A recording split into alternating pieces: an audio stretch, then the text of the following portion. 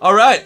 So back in the Netherlands, Gibson has this showroom, and artists can go in there and pick a guitar that they can borrow for a certain amount of time. And this was about 7 years ago. I borrowed this guitar and I fell in love with it completely. Like, I played it every show.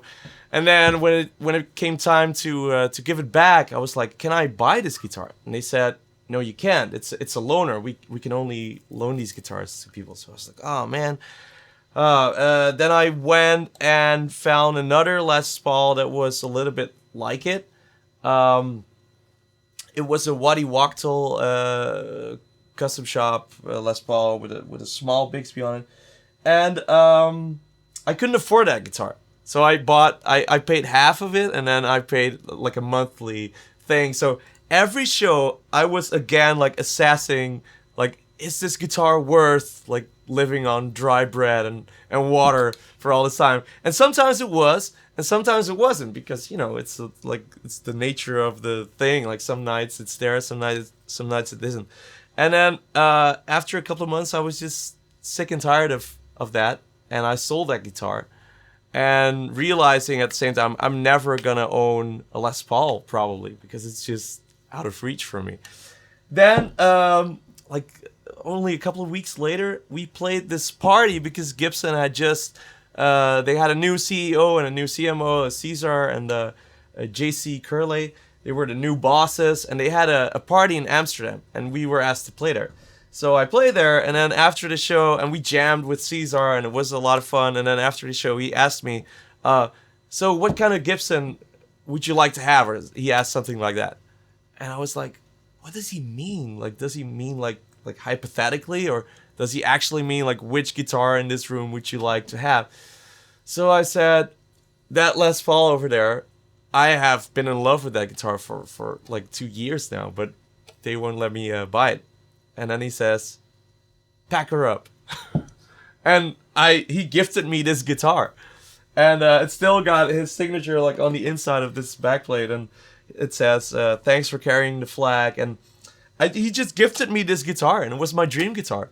And so yeah, that's the story of this guitar. What model actually is it? Is it a reissue, or? Yeah, it's a Gibson Custom Shop R9 Lemon Burst. And I did a lot of modifications to it, because I after a while I wasn't sure about the pickups, so I changed the pickups for throwbacks. I always have to change the pots in my guitar, because for some reason they put audio taper pots in there which are unusable, I think, because everything from 0 to 8 is super clean, and then all the action is between 8 and 10. So I do that on every guitar. I put this Bixby on myself, and I changed the tuners. But, you know, I think if I would have had to pay for this guitar, I would never do that, because it would be like, oh, well, I paid so much money for it. I'm not going to change the pickups or put a Bixby on it or anything, but because it was there, and I don't know. And I'm very glad I did, because now it's like, it's my ultimate guitar, I think, along with the Firebird.